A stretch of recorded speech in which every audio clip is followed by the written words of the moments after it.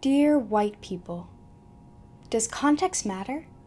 Hello, allies. I guess that's how I'll be addressing you from now on. Maybe. I don't know. I'm not a real channel. Anywho, long time no see. I guess the first thing I should do is address the elephant in the room. Yes, I have gained a lot of weight, but I'm working on it. And I've lost 5 pounds after I gained a number that I will not disclose. Now, there's a lot that I did not cover. Probably not going to get to cover it all. There's just a whole clusterfuck of things that should be addressed, and I just don't have the time or the patience or whatever. But there is one minute thing, because I like to talk about minute things that really don't have as much significance as a lot of other things that I could be talking about, but I have a point to make, so I'm just going to make it. God damn it. So, this little thing that I want to talk to you guys about is this Netflix thing called Dear White People. Now, when I first saw the trailer, I was like, no way. Really? Right after the election, you're gonna go for this shit? We're tired of this. That was my gut reaction. But then, almost instantaneously, but not exactly quite instantaneously, but before I could have a public response, I was like, no, this seems too much. This seems like this is a parody, or that they're going to have some negative commentary on this trailer. Here, I'll show you the trailer. Dear white people, here's a list of acceptable Halloween costumes. Pirate, slutty nurse, any of our first 43 presidents. Top of the list of unacceptable costumes, me.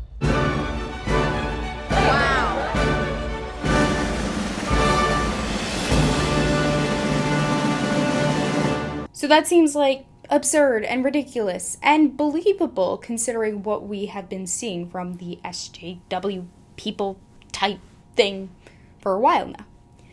There is a lot of, dear white people, do what we say and fuck you. But this just didn't seem exactly like that. It looks like it sounds like it, but I didn't quite think that it was actually it, so I wanted a little more context. So I wanted right away to see if there was an alternative trailer that showed more of the series and maybe showed more of the point that they're actually trying to make. So I went to YouTube, of all places, of course, and I searched Dear White People. And as I was watching the trailer, I was like, wait a second. What? People are getting really angry about this? This seems pretty reasonable. This seems like there's some debate back and forth. It's not about fuck white people. There's a lot of arguments going on between people in different communities, especially in the focus in this movie, or what is now going to be a TV series, is in the black community. There seems to be a lot of disagreements and a lot of character development. And I was like, this was just based on the trailer. And I was like, wait, are people getting outraged about this? And then I realized at that point that this was a different thing, that this was the movie that the TV series, the Netflix series, is going to be based on. So, being the skeptic that I am, I decided to watch the movie for myself and see what it was about. Now, from a critic's perspective, the movie was terrible. Just really, really bad. I mean, the acting, the dialogue, it was all stilted and people were awkward and was like, why are you saying this? This is so weird and blah, blah, blah, blah. But, was it anti-white? I don't believe so. I actually think it was reasonable commentary about two sides of a debate. And in fact, it wasn't just two sides. There were like this side and this side and this side, and this person was there and this person was there. Watch it for yourself if you don't believe me. But it wasn't a piece of just straight up anti-white propaganda that you tend to see coming from these SJW type communities. It didn't feel like that at all. Here are some clips exemplifying that. Dear white people, the minimum requirement of black friends needed to not seem racist has just been raised to 2. Sorry. The show is racist. How would you feel if someone started a Dear Black People? But I don't see what the point is in blaming white folks for everything. I hope you make it all right. How do I feel about Dear White People? It's blacker than thou propaganda from a bougie Lisa Bonet wannabe. You don't understand. Girls like me Have to pick a side? I'm sick of your tragic mulatto bull. can't say mulatto. Mulatto, mulatto, mulatto. Now, Philip DeFranco, someone who I think a lot of people in the same space as me tend to trust. He's a reasonable guy. He seems pretty centrist. He likes to be fair to every side of the argument and represent them accurately, but that doesn't mean that he's not without his own opinions. He's not like just, this side said this and this side said that, and yeah. No, he has his own opinions, but he's a very reasonable and, I believe, fair person. And he did a video on this. Roll the tape.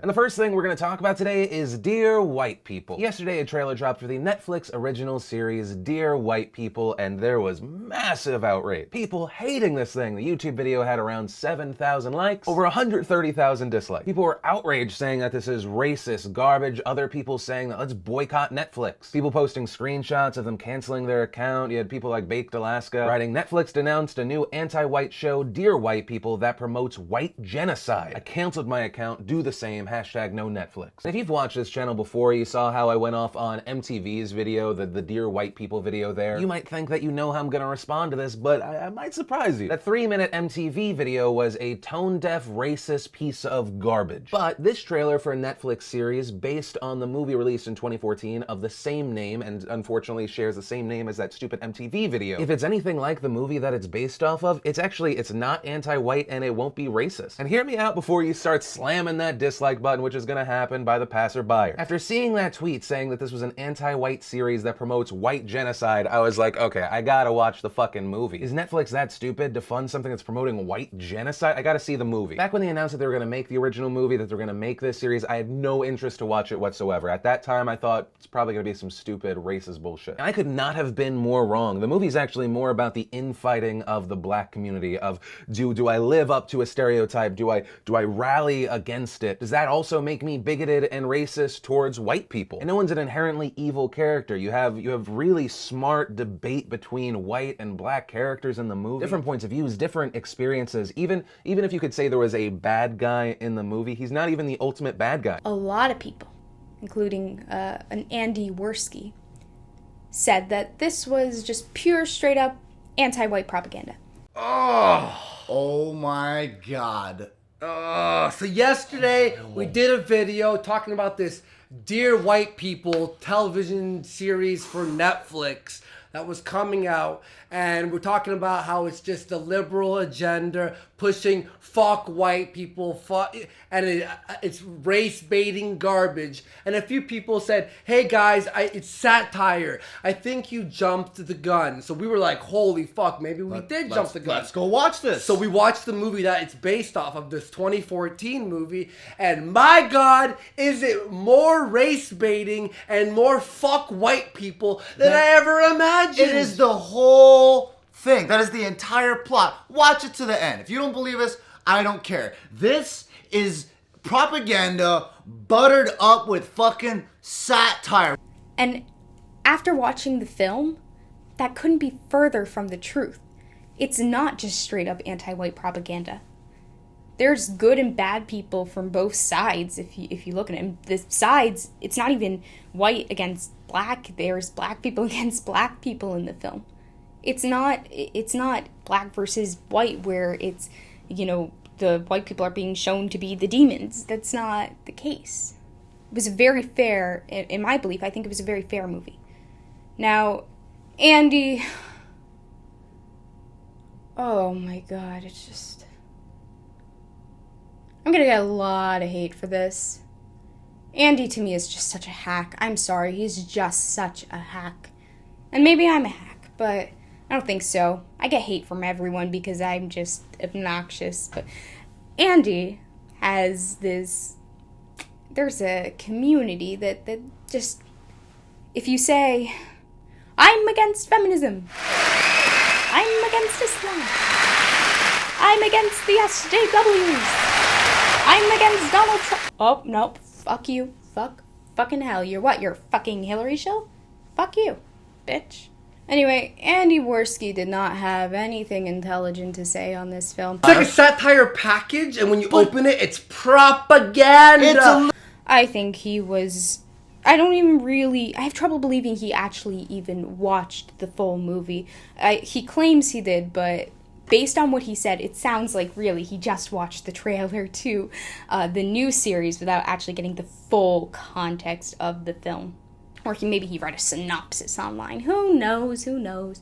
But it wasn't anti-white. I really don't believe that. Whites are the antagonists and the blacks are the protagonists. End of story. Blacks are heroes and they stop the white racist white people. Yeah. And I'm not even going to tell you how it ends. But you go and watch it for yourself. It if you don't incites believe it. violence. It glorifies Ew. destruction of property. It shows that all white people are super racist and we all have blackface parties and and do the most... how uncomfortable was I on that last scene with the party with the blackface? Anyone would be uncomfortable. I was like, we obviously know these white people are fucking racist motherfuckers, and we have to take them down. Take them down. Just any means necessary. They go and they fucking destroy the place, and then, sorry, spoiler, but then they talk about, so why did you do that? And then the kid tells the black headmaster. The black kid tells the black headmaster, the black headmaster is a Uncle Tom, by the way, Which the movie frowns down upon, by the way. There you go. Because he's for the white people. Yeah, I gotta throw it in there. And then he goes, because you once told me that when you're playing jazz, when you do a solo, sometimes you have to shine. Are you kidding me? Comparing music to violence. And you know what really just bothers me about this whole thing? That everyone, without understanding the context, just jumped on this series and called it a piece of anti-white propaganda without actually understanding the broader point that they were trying to make. Perhaps it was satire. Perhaps they were satirizing the people who are like, dear white people. You don't know. You made an assumption without evidence. And everyone just jumped the bandwagon. You know what I hear a lot from the skeptic community? I hear a lot of criticism of that sort of thing, where you just jump on the bandwagon without understanding the facts or the context of things. In fact, where have I heard that most recently? How's it going, bros? My name is PewDiePie. Does context matter, or does it not matter? It seems like to me, context only matters when it's something that goes against your narrative. It seems like to me, if this thing is going to bolster a point that you want to make, then suddenly the context doesn't matter. It didn't matter what this Netflix series was really about. You want to talk about things being anti-white, so you saw this as being anti-white without understanding its proper place, without actually trying to understand what they were saying. You just wanted another example to point to so that you can feel like the victim. We live in a victim culture, let's be real about this. And this isn't limited to the SJWs. Everyone wants to be a victim, including you. And you, my audience, sorry, I don't mean to be antagonistic towards you. I'm not pointing to you. I'm pointing to the people who don't care about context if it goes against their point, their narrative. You want to feel like a victim. It's the same thing you see with the menimists. And I know they don't really call themselves menimists, but the men who go around being like, oh, women are just so cruel and abusive towards us. Women, feminism has really just poisoned women. We can't get anyone to sleep with us. It's just awful. The women are just victimizing us left and right. And, oh, God, what's happening? They talk about matriarchy, or, as they better like to put it, gynocentrism. They talk about their gynocentrism. The feminists, they talk about their patriarchy. People on the left, they like to talk about bigotry against minorities, and then people on the right are talking about how people are so bigoted against white people. And it's just like, why can't we just take a step back, breathe, and think, okay, are people actually trying to victimize us? Is this everyone? Is this institutional? Or is it just a select few? What can I do as an individual to make my life better? If I try to take those steps to make my life better, will I be prevented from doing so because of the color of my skin or another part of my identity?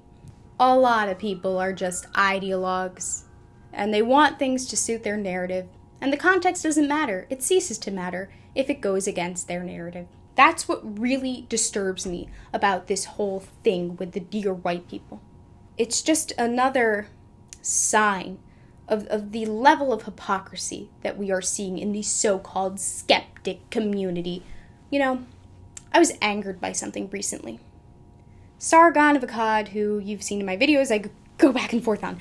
Right now, screw you, Sargon. Screw you. You're a fucking hypocrite who defends the Russians. Jesus Christ. I wonder what you would say if Angela Merkel took some of the actions that the Russians did in suppressing free speech and journalism. What would you say then? I'm getting sidetracked. My point that I wanted to talk about was Elliot Rodger. You know, that scumbag who felt entitled to women when he was denied a woman. Any woman. He, killed people. He went on a murderous rampage because he was sexually frustrated, essentially. Now, Sargon, who has this narrative that feminists are just, oh God, poor white men, these feminists, they're just making them feel like shit, that nobody cares about them, then this is just the result. This is the result of feminism treating men like shit.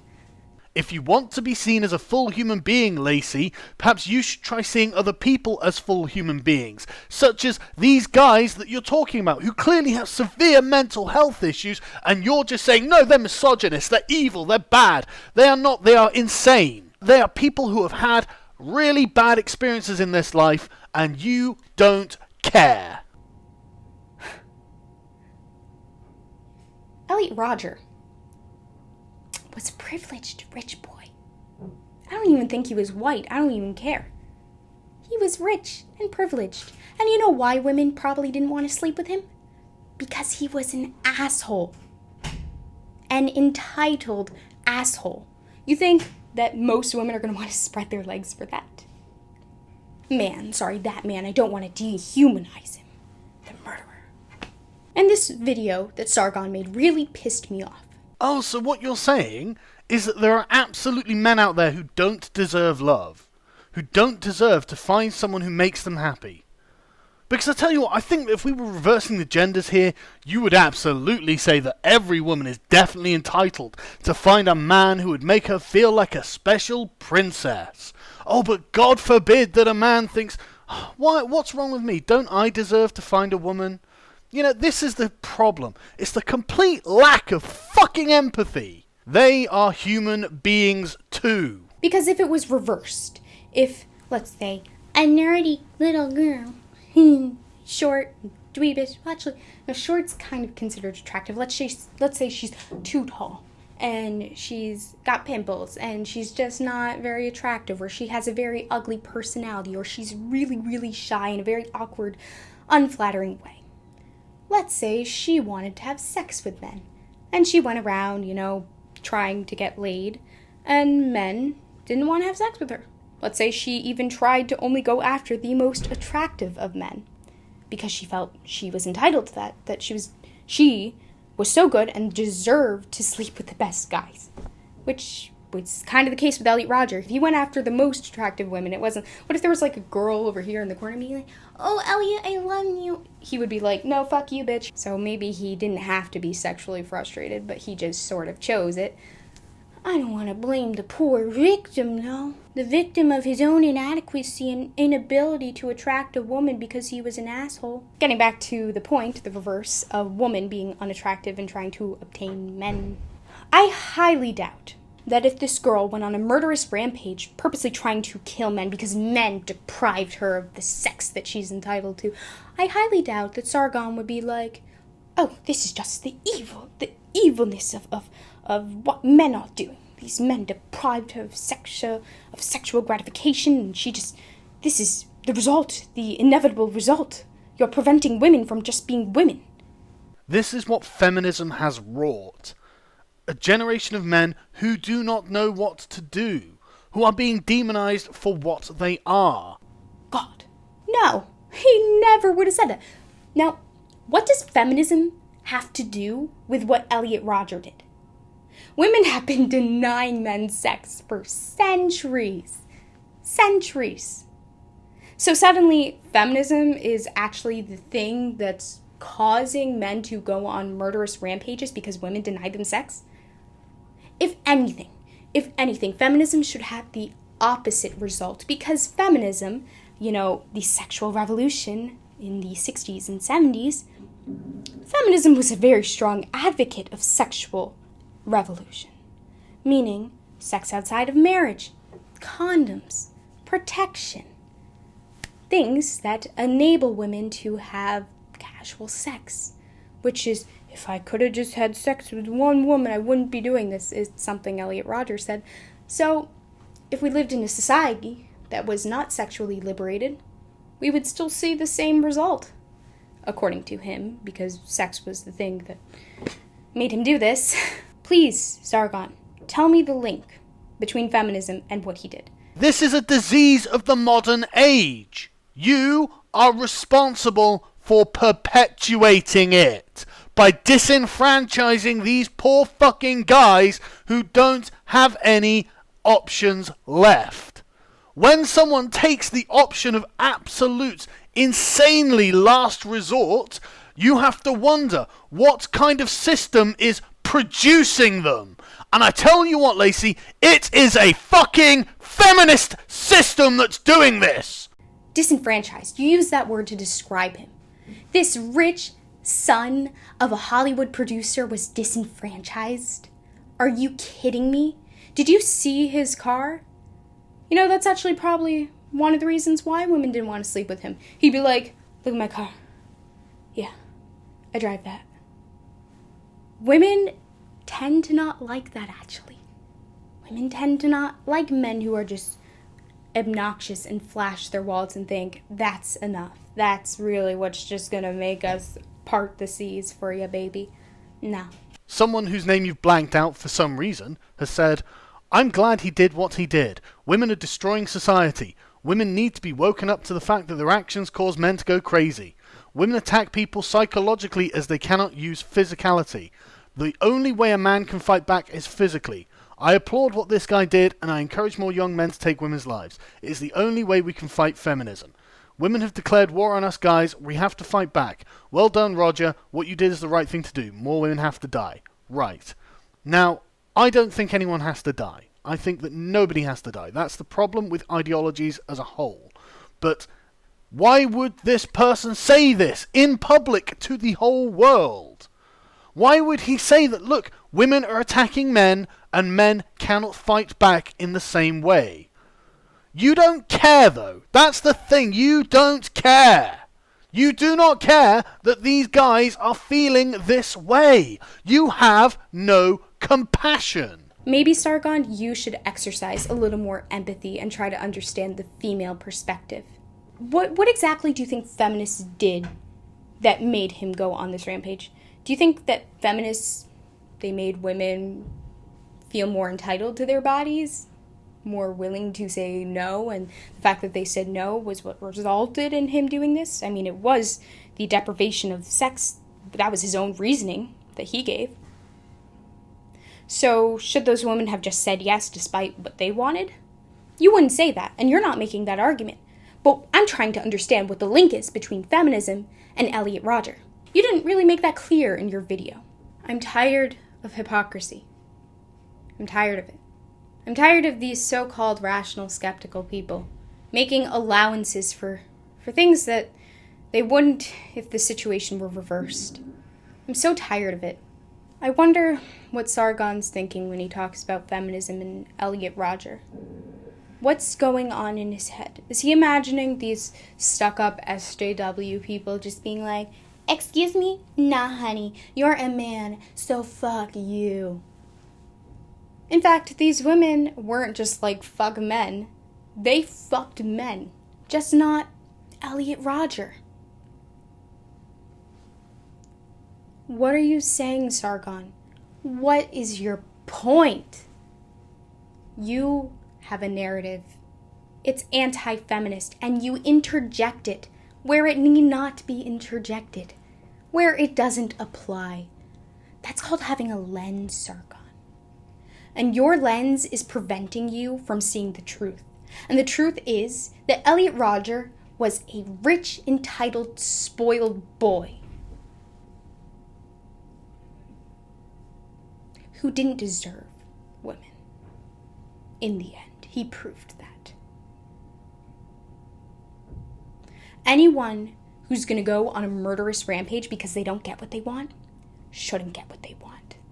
Anyway, moving on from that, this was supposed to be about dear white people. I'm tired of hypocrisy. I hate what the skeptic community has become. There's no skepticism. You have your talking points. I just wish that withholding of judgment until all the facts are out was applied in this situation. And it's just yet another example of the hypocrisy of this skeptic community, whatever you want to call it. It ain't so skeptical. It's only skeptical if the point that's being presented goes against their narrative. And then there's skepticism. But very little skepticism is demonstrated if the point being presented bolsters their narrative. So, if you believed that context mattered in the case of PewDiePie, please apply the same consistent thinking here. Or not the same consistent thinking, your thinking is currently inconsistent, so please just try to be consistent. I'm not very consistent though, so I guess I'm a hypocrite. I'm a hypocrite who's pointing out hypocrisy. Great. I'm like everyone else. Yay, Mom, I'm normal. Anyway, I'm out. Peace. Bye. I guess. Maybe, just maybe, you need to start shutting the fuck up and listening to what these men are telling you. They are being dispossessed. They are being marginalized. They are being demonized in society, in popular culture, in the world, the Western world as a whole.